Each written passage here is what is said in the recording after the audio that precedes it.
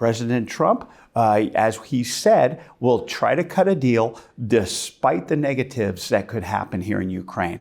We've always, done the right thing. It just takes, as Winston Churchill says, doing everything else before we get to do the right thing. It were the people on the street that were saying thank you to us. I do believe in Ukraine a victory, but it's going to be up to the Ukrainians to define that victory and ensure that the Americans support that definition.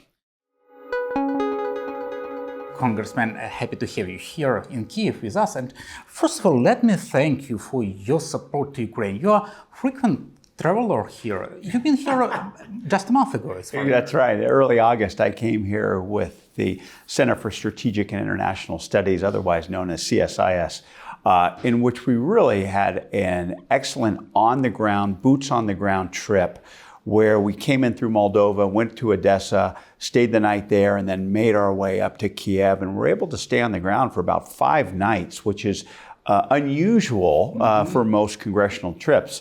When you do a trip through the U.S. Congress, the State Department is not allowing us to stay overnight here, which I think is to our detriment, because in our trip in which we were able to get on the ground, we weren't just able to have meetings with high-level military leaders and government leaders. We actually talked to the civilians. We actually talked to the workers. We actually talked to the military members. We actually talked to the victims of the bombings and actually developed a great, not just understanding, but an empathy for what's going on here on the ground. For example, it wasn't just the leaders in the government who were thanking us for the F-16s. It were the people on the street that were saying thank you to us. And to me, that demonstrates how important it is not just strategically to have the type of appropriate weaponry, but the morale booster that it does for people on the ground as well, something that I think is needed. I think you feel Ukraine probably even better than many US diplomats.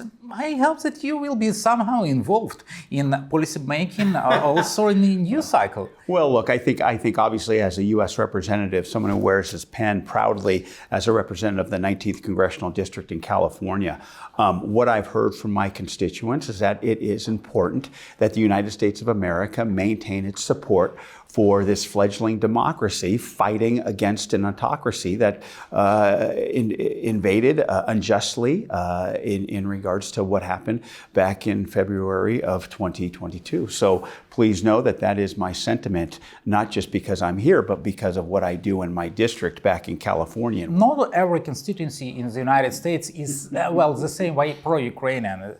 Absolutely. And we see that this is changing somehow, not always in a favorable for us way. What is going on? Why are we losing to some degree support of ordinary American people? Look, I think it's not just about Ukraine. It's sort of about American society, and that obviously, as you saw early on, when the unjust and unprovoked invasion occurred, there was an overwhelming amount of bipartisan support.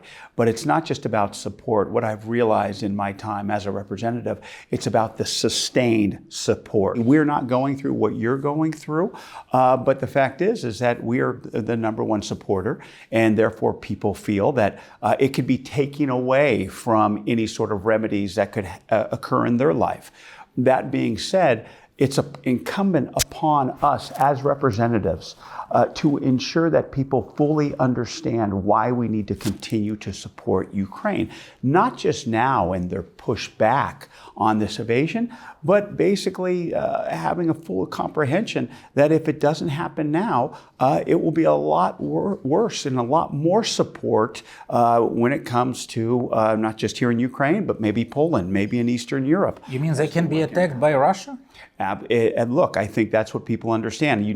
You really don't know what Vladimir Putin intends, but I think it's you can make the appropriate supposition based on the fact of what he did, what he's thinking here in Ukraine, and where he will continue to go. And then it will be incumbent upon the United States to not just provide financial support, but to provide military support and provide our troops on the ground. I think a good indication of how things develop is look at Speaker Mike Johnson.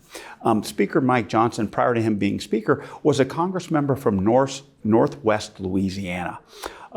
Clearly a very conservative district, clearly a district that was pro-President Trump, a district that was leaning towards stopping support for Ukraine.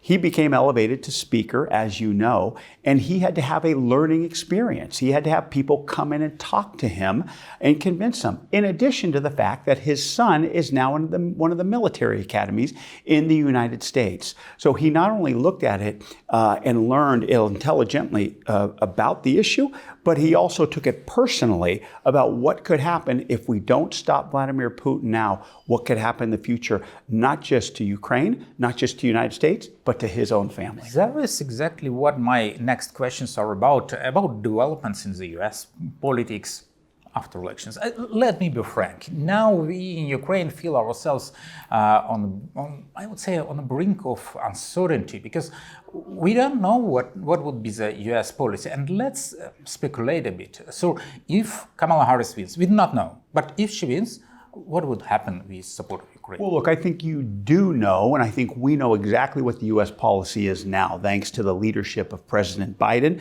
thanks to the leadership of this administration. Continue to support our ally and our fellow democracy, Ukraine. And that will continue to be the policy of the Biden administration. Going forward, you obviously have two presidential candidates, one who made it clear where she is when it comes to support for Ukraine, one who clearly hesitated and couldn't answer the question just this week when it came to whether or not Ukraine should win. So I think we do know what could happen if there is a President Harris and if there is a President Trump. President Trump, as he said, will try to cut a deal despite the negatives that could happen here in Ukraine. President Harris has made clear she will continue to support Ukraine in its efforts to succeed. Let me be frank. In Ukraine, when someone says that U.S. policy towards Ukraine would be continued, it sounds not that positive. Because in Ukraine, we see that the current United States policy is rather hesitant, not that active, so continuation is definitely not the best choice. Look, I think obviously when it comes to the United States policy for support for Ukraine, it's more than just one person. It's the United States Congress. And what we've seen is that the Congress has consistently and overwhelmingly on a bipartisan basis agreed on supporting our ally here in Ukraine. And I believe that when we get the opportunity to vote on that type of supplemental support, it will pass. Now, will the politics be difficult? Absolutely. Not just because of the politics, but because obviously it's like I said, it's going on, making sure there's not just support, but sustained support. And that's why I believe it's incumbent on me as a U.S. representative to continue to talk about the benefits and why it's important that we continue to support Ukraine in its efforts to push back on Vladimir Putin.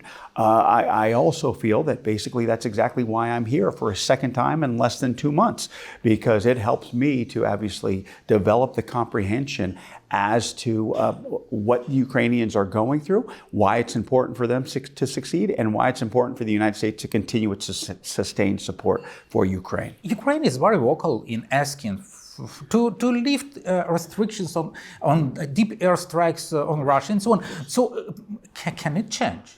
Look, I think we've seen it change. So clearly the answer is yes. Let's make that clear. Now, what is the process of getting to yes? It can be a little slow. I'll be the first to admit it.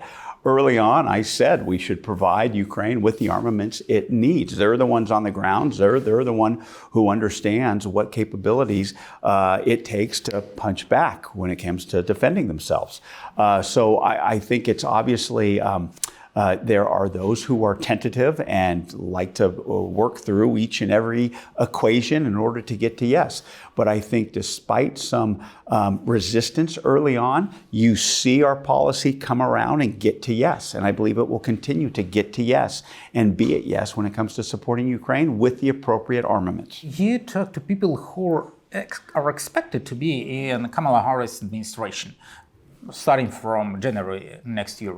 How do you see, are they ready to make brave steps? I would look at Kamala Harris being in the Biden administration right now and how the Biden administration is acting. Well, I agree with you, as I said early on, it takes some process, some learning process, but they are going through the appropriate iterations to get to yes. And I believe that's exactly where Kamal Harris will be. Look, I think a perfect example are the permissions. I think, the two things that I heard last month that I think are still relevant today are making sure that they have permissions to use Western donated equipment and technology to go beyond the border and ensure that Russia isn't allowed sanctuary on its land for its weapons and carrying out these attacks, which clearly it was doing. And so I think you're starting to see, especially you look at the reaction of the incursion by Ukraine into Russia recently and how we responded. And I think you're going to see similar sort of either non-reactions or positive reactions when it comes to these types of permissions going forward. You deal with foreign affairs, and you definitely understand how important it is that to have the United States as a dominating world power. But do American people also understand that? I believe they do, absolutely. Obviously, we have our politics, we have our divisions, and we have our dysfunction because of those divisions. Like the fact is, when it came down to providing the supplemental to Ukraine, to our democratic partners throughout the world, you saw members of Congress step up and vote yes, not just for Ukraine, but for Taiwan and other democratic partners throughout the world. So I think that's an example of, even despite the chaos of the 118th Congress, despite it being an election year, you still had the United States Congress, 435 of us, do the right thing when it comes to basically supporting Ukraine. And that's the type of what I think, efforts it will get to, but efforts it will take to get to yes going forward. But I mean, when it comes to ordinary Americans, this is obviously just like the United States Congress. The United States has a lot going on. We understand that domestically and internationally. But I do believe that we're a country that's capable of, as we say, walking and chewing gum at the same time. We can do both. It obviously takes a political will, but I believe if you look at the history of the United States, and despite the difficulties that we've been through, we've always, done the right thing. It just takes, as Winston Churchill says, doing everything else before we get to do the right thing. I think going forward, it's incumbent upon our nation's leaders in the United States to continue to remind people why it is important that we have sustained support for Ukraine. That's exactly why I'm here this week, a very quick weekend. It's exactly why I came over a month ago, because it's important that I develop that empathy upon which I can use to discuss the strategy going forward in supporting Ukraine. Do you believe in Ukrainian victory? I do believe in Ukraine a victory, but it's going to be up to the Ukrainians to define that victory and ensure that the Americans support that definition. Once we win, how can it be guaranteed that Russia do not attack again? Look, I think obviously there are certain steps that we're going to, and Ukraine is going to learn from as well. But this is something that we have to think very deeply when it comes to Vladimir Putin and what his intentions are. And it's going to probably rely not just on Americans, not just on Ukrainians, but the Russians as well. What will they do in regards to this type of leader who basically puts them on a brink of going bankrupt and basically makes them vulnerable when it comes to expending all of these resources on this unjust and unprovoked attack of Ukraine. So hopefully, basically, they can obviously step up and do the right thing as well. I do believe that, to be frank, that with Putin this war would not be stopped. And you're quite right, it's up to Russians to get rid of Putin. But at the same time, let's not hide the fact that it's not only him.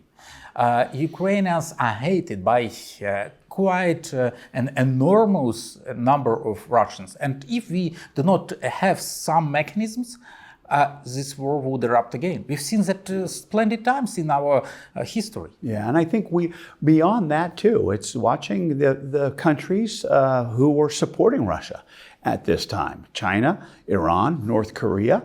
What type of steps can we do to prevent that type of support going forward? Let me clarify what I expected to hear from you. When I asked about mechanism, I expected to hear the word NATO, and Ukrainian NATO membership, but you did not mention it. Look, I think obviously, as Anthony Blinken said this week, NATO is on a path, an irreversible path to NATO membership. So I believe that NATO can continue to go down that path and continue to ultimately obtain membership in the North Atlantic Treaty Organizations, but that's going to take some time. I think first things first, and obviously defeating Russia and succeeding in this war. Some people say that the reason why many American politicians are hesitant to be exact about NATO membership and other steps is a Russian nuclear threat. Is it really there? I mean, look, it's something you have to consider, you must consider, but I also think you have to look at where it has gone when it comes to any sort of escalation over these last couple years. So taking that into account, in addition to the fact that they have nuclear weapons and can use nuclear weapons, is all part of the calculus going forward. But do you believe that they will do that? I don't. Look, I can't answer that. I don't know that. But the fact is that it's something you must consider in regards to the issues that are and the challenges that we face here in Ukraine. And the very last question, now in Ukraine we hear some speculations, thoughts about PDA part of supplemental, which is $6.something billion. Would it be cancelled if it not use it by 30th of September? Yeah. Or there are ways to prolong it? Yeah, look, obviously I think in this year's PDA, Presidential Drawdown Authority, was $7.4 billion. Normally, as it's written into law, it's $100 million. If the remainder of that PDA is not used, it goes down to $100 million. So first and foremost, hopefully this administration uses what has been allocated to them. It's not possible by the end of September. Look, hopefully they find ways to make it happen. And if not, then we'll look at ways of when it comes to the continuing resolution that we have to do in Congress in the next couple of weeks, including that in there. And that will be my efforts to have every intention to make sure that occurs. So we can expect that it will be prolonged if it is not used fully. Look, that's going to be my intention, is to make sure that we give the administration the ability to use what we allocated it to use. Thank you. And again, thank you for supporting Ukraine in these hard times. We really appreciate efforts of our friends in the United States Congress. Thank you. Appreciate it.